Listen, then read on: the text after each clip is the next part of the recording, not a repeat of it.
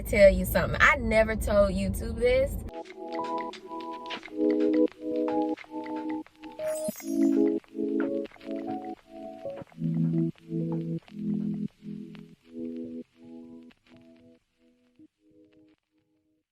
Everyone, good morning, good evening, good afternoon. I'm in my car right now because I've done a bunch of errands and I'm still not done with my errands, but I have to record this video.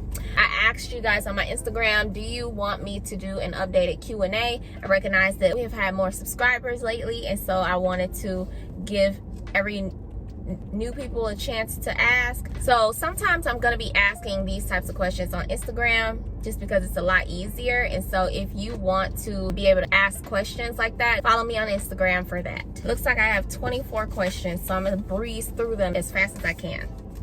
Which also, I'm in front of Starbucks and I just got me a pink drink. Pink drinks are they're not my favorite, but they're so good and I love them. The only thing about Starbucks is sometimes they taste different depending on the place. So I'm mad I just like slurped it like that, but it's good. So the first question I received was, where's your boyfriend? I don't have one. What are your biggest gripes with trucking? I sort of answered this a little bit on Instagram maybe a month ago, but it's not that I really have a big gripe with truck driving. It's more of not having enough time for everything else.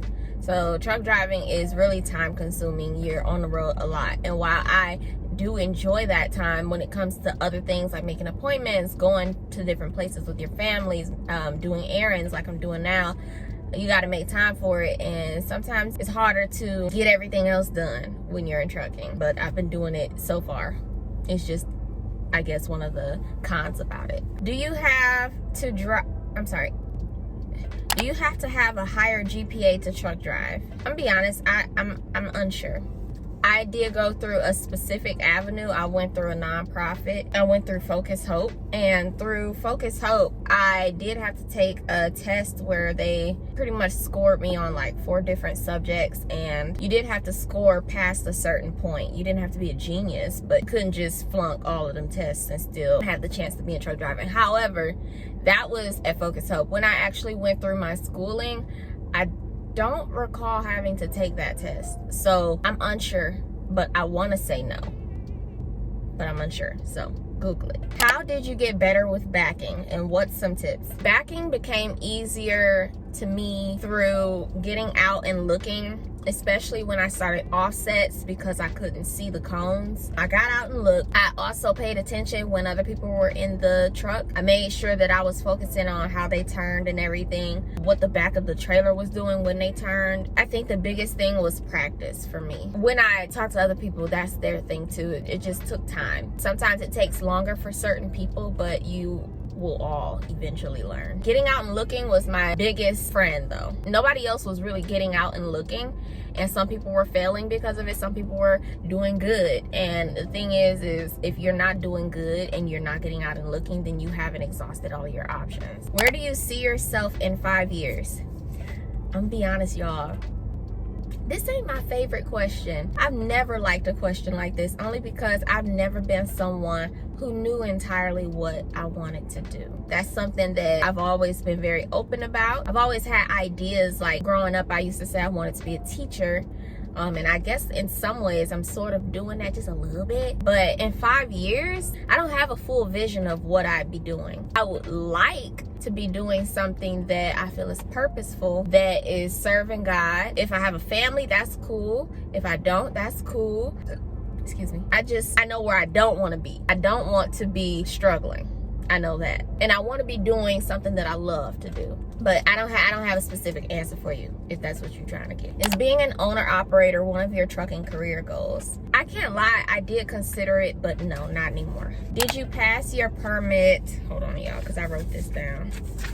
Did you pass your permit test the first try? No, I didn't. Because there's 3 main tests that you take for your permit. Yeah. Sometimes I get it mixed up. Your permit test is so that you can actually practice driving the truck at your school. You need your permit first, just like, you know, with actual driver's license. You go to the DMV In Michigan, we call it the social Secretary of State. I went up there, I passed one of the 3 main tests, and I flunked the other 2. So I had to go back and test again, and I did pass the other 2 the next time around. I typically do really good with tests, but the questions at the DMV are always going to be a tad bit different from the questions that you've studied, and like I mainly studied in my school. If you are trying to get information for this test anywhere, the school is one of the best resources for you. So for me to have aced it in class in school and then went and failed to, you can sort of understand that sometimes the questions can be a little tricky and they're just worded differently, and I'm real literal in my brain, so sometimes that would catch me up and I'd be like, oh. So, but yeah, I failed 2, and then I passed the last 2 the second time. How long did it take you to learn to back? I learned within 3 weeks all 3 of the maneuvers. By the time I passed my schooling, I'd learned pretty much how to do 90s, offsets, straight backs. Do you recommend having a portable Wi-Fi device on the road, and if so, which brand? I'm not gonna give advice that I don't use. I don't have Wi-Fi when I'm on my truck. I just use my personal hotspot. If anything, I would recommend that you get a really good phone service. Don't be like me and have like T-Mobile, because T-Mobile ain't the best out here. Are you single?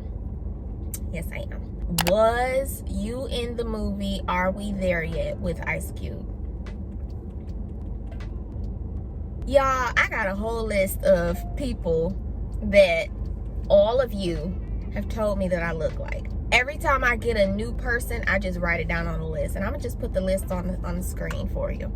But it wasn't me. I wasn't the lady in Are We There Yet. I would say that she is the most common lookalike that I've received in the comments. I've gotten so many other stuff, so that's crazy. I don't feel like I look like her. That's so weird. I feel like it's an on-camera thing. You know, people look a tad bit different on camera than they do in person, because everybody that I know, like in person, they say you don't look like her, you know? So I don't know, but no, it wasn't me. What is something to for sure expect as a young female rookie driver? You know what? Expect people to stare. Expect people to look. Expect men to comment. And it's not, I'm not saying it negatively. I'm just saying that it's still a little more rare to see women than to see men. Sometimes, especially if you're a younger woman, they will voice it. And a lot of times, like, I get nice comments, sweet comments of like astonishment. I very rarely get like anything negative when it's down to like recognizing a female driver. So I would just be prepared to have attention. I'd say probably 3 or 4 times a week I get some type of response to me getting out, or a longer conversation because I'm a woman that hopped out of a truck. Have you ever had someone be intentionally rude to you? Yes. And you know what? I got a story time for you, because good Lord, I gotta tell you something. I never told YouTube this just because it's not that serious, but since you asked, I'm gonna tell you. So there was this one point, and it's gonna be real quick. I was pulling up to a shipper. I parked, I walked up to the guard shack, and there's this desk that you stand in front of, and there's typically a line of people waiting to be met by the person in the guard shack. They're going to tell you your information, da, da, da, da. When I walked up there was only one person, but he was standing off to the side. I've been here multiple times before, and so typically if you've already been seen, you'll stand off to the side, wait for them to finish up your paperwork, and then they'll call you back to the desk, and then they'll hand you your paperwork, and then you can walk away again, right? So when I saw him standing off to the side, I assumed that the line was empty, that I could be the next person to go up to the desk. So when I got up there, I stood away from the desk, pretty much the exact same length away from it that he was, but he was, you know, off to the side, like I said. And I was waiting for someone to come up to the desk because it was still empty, so that they can call the next person. When that person did come up to the desk, it was like a younger man. He came up to the desk and he said next. When he said next, I took a step towards the desk, when I recognized from my peripheral that the man next to me was taking a step as well. So I turned to him and I'm like, oh, you can go ahead, because I didn't know that he was in line, but according to how his body movement was, it was clear that he was waiting to get to the desk or whatever. So when I said that, he was like, go ahead, ma'am. And he had a twinge of an attitude. I didn't really know why he had attitude, but I'm like, no, you can go ahead. I didn't know you was in line, right? He's like, go ahead, ma'am. So he sounds a little agitated. So I'm like, I'm not even thinking about it. I'm like, whatever. So I go ahead, I go up to the front, and I'm giving the guy information and everything like that, right? So in my mind, I'm thinking to myself, maybe you should just have a conversation with this guy. Maybe he's having a bad day. So I tell myself I'm going to speak with him. So after I finish speaking with the guard check person, I turn to the guy who's behind me, and I'm like, hi, how are you? He's like, I'm all right. I'm like, oh, have you been here for a while? And he's like, no, I just got here. I just pulled in through the gate. So I'm like, oh, okay. In my mind, I'm like, okay, so he just got here. So it's not that he's waited a while that he's agitated. So I truly don't know why he's agitated. So I'm like, oh, okay. So I step away from the desk, and the guy who was off to the side goes up to the desk next, right? So he's at the desk, and I'm off to the side at this point. So I'm on my phone. Now, I'm actually on the Holy Bible app. It's so funny. Every morning I'm on the Holy Bible app, and I'm like reading. I do this devotional where I've been reading the Bible for 1 year. So I'm on that. I'm actually on a devotional, and the devotional is talking, it was something about negativity or whatever. It's so odd. But so I'm reading that or whatever. So typically when the person is ready to call you, they'll verbally say something, right? But so I'm waiting to hear my name being called or my company being called or whatever. So I'm looking at my phone. Like I said, I've been here multiple times, so I know how this works. As I'm looking at my phone, next thing I hear is, right? And so it immediately catches my attention, because I'm like, so I look up, and the guy that's at the desk, the one who has an attitude, he's like trying to get my attention. And I can't lie, y'all, that agitated the crap out of me, because you already had attitude, okay? You already had attitude. I tried to be nice, you still had attitude or whatever. But you done snapped at me. And snapping at someone is disrespectful. If you want to get someone's attention, you say hi, hello, excuse me, or something. You verbally say something. Or if you're close and you want to be discreet, you may or may not be able to tap them slightly or whatever. But now it's COVID, so don't even touch me. But the guy snapped at me. So when he caught my attention, I was thinking to myself, what's the best way to handle this as a woman of God? And so as I'm walking up, I politely say, please don't snap at me, sir. That's what I said, right? Now, this man is probably my father's age. He's like mid to late 40s, maybe even in his 50s. And as I say that, I'm literally coming up to the desk that he had stepped back from to let me come up there. So as I say that, I feel like it just set him off. And he just started saying things belligerently. Like I could barely hear the person at the guard shack who's trying to give me instructions on what to do with my trailer and all that, because this guy is like, I know. He's like, I know it. As rude as you were when you came up here. And that threw me off, because it's like, rude? Are you talking about how I made a step towards the desk thinking that you weren't in line, and then asked you if you wanted to go because I didn't know? Like, I guess he thought that was being rude, but I really didn't know that he was in line. That wasn't rude, you know. But anyways, so he's just mouthing off or whatever, and I'm just finishing it up with the guard check person. And after I finish, I think I said something like I was never rude to you, sir. Be respectful. And I started walking off.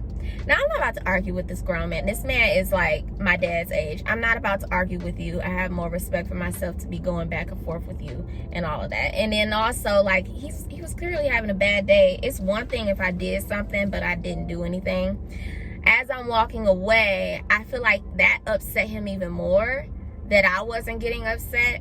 And so he bellowed loud enough for people to hear and said, "That's why you ain't married." Which, I can't lie, that rubbed me the wrong way. and I was fuming. I kept going. I didn't say anything. I'm not about, like I said, there's things that you just gotta walk away from, okay? I didn't say anything because it's nothing to say. I don't know you, sir. You don't know me, and you're just trying to get me upset. You know what I'm saying? And you're not gonna get it.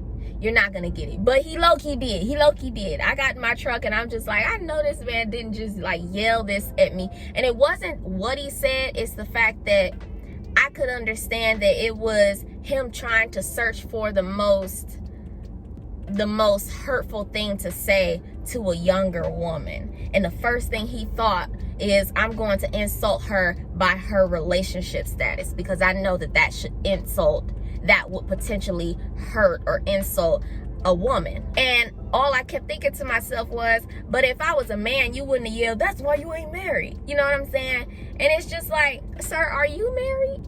Are you married? Because I want to pray for your wife.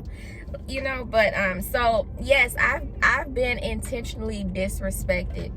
But in those cases, you just gotta walk away, because at the end of the day, this man was twice my size, mad for things I had nothing to do with, and there was nothing I could do to make the situation better, so why would I make it worse? And so my advice to you is to keep it moving.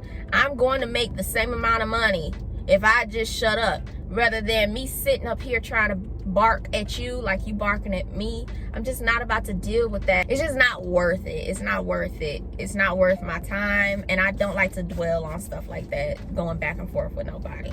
So yeah, that was my little story time. Best advice before taking the CDL test. You know what? My best advice to you, see if on the weekends, so say you go to a school that doesn't typically offer,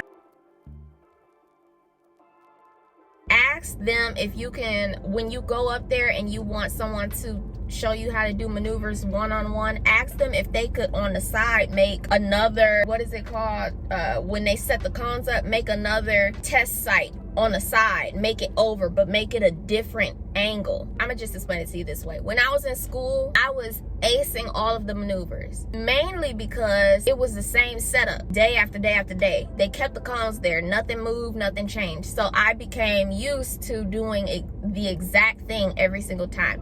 And while that's cool, because you're learning, when it came time for me to take the test, I didn't take the test on that site. I went to a totally different site. That's not always the case, but it just happened to be the case for me.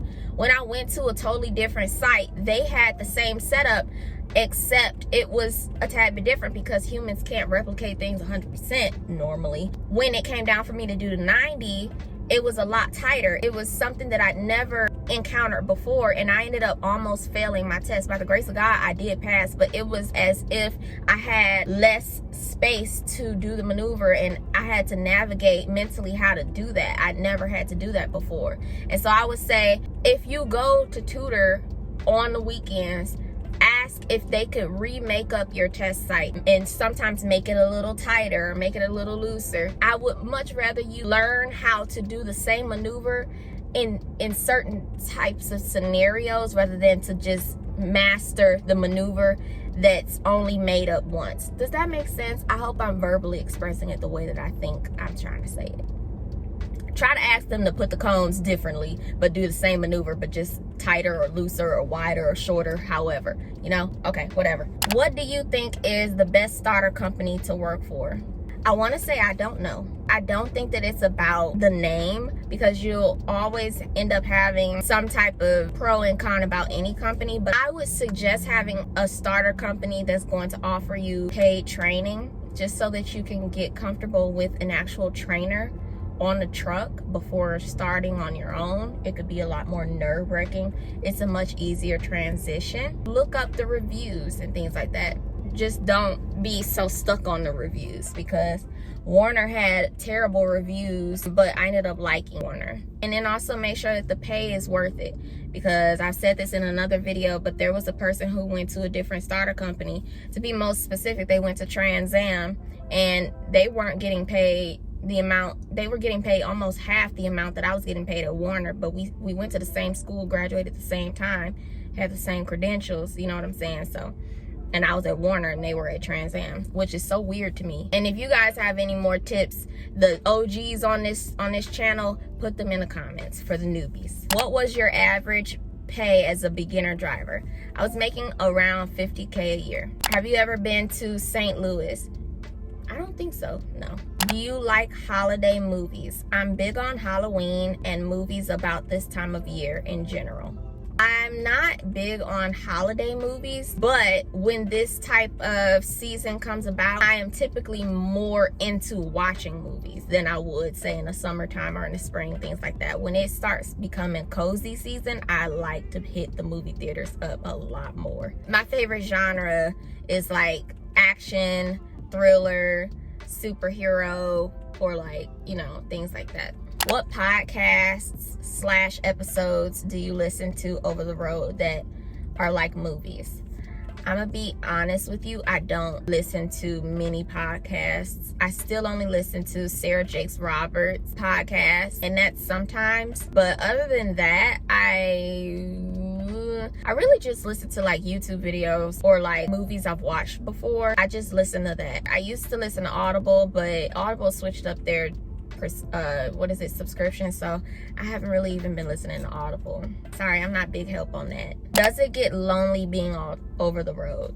Well, I'm not over the road anymore. I'm regional, and over the road, I can't really recall feeling lonely. It was only for a year, and I knew that I was only doing it for a year, but I could see how it could be lonely. Just not really for me. How difficult was it for you when you first started trucking? Not that difficult. It was such an easy transition just because I went from being on my trainer's truck to going and doing team driving, and then I finally did solo driving. And it was like such a smooth transition that by the time I was solo driving, it was like, you know, like I've been doing this for months. Any driver will tell you there are still always going to be some stressful moments. Maybe you make the wrong turn, or maybe the GPS stops working, or maybe you thought that you were supposed to be here but you were supposed to be across the street and there's no U-turn. You know, like anything could happen. It's not every day, but when those days come, you be like, oh Lord. I know I start praying to God.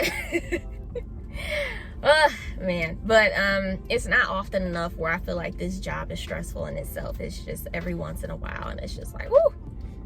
But I always get through it, so that wasn't the question. Anyways, do you have your endorsements? If not, have you thought about getting them? I have thought about getting them, but no, I don't have my endorsements. I feel like at this moment right now, I don't need them. What I'm doing right now, even if I were to switch up a couple things, I wouldn't need them. I don't find myself wanting to do anything with hazmat and like triples and doubles and things like that. Like I don't see myself needing them. So would you start your own trucking company? No, it's just not for me. I feel like it's a good idea if you want to do it, if you aspire to do it. I'm not trying to make money so bad that I'm going to do something that I don't want to do. I don't want a trucking company. For me, it's not fulfilling anything. It's just in order to have money. It's also just not what I feel like I'm being led to. God is definitely not telling me start a trucking company. So the last one is, I just wanted to say thanks for the uplifting and positive vibe and energy. And I get comments like this all the time, and I'm so grateful that what I am putting out is helping, though I knew it would, because it just feels like I'm in the lane that God wants me to be in. So thank you for telling me that. I love y'all. If you guys have any more questions, like I said, follow me on Instagram. I will sometimes put up Q&As on there on my stories, and if you want questions answered that way, that's the best way to do it. But I love you all so much. I didn't answer all of the questions just because the ones that I did not write down were a little inappropriate. But I will see you all in the next video. Bye.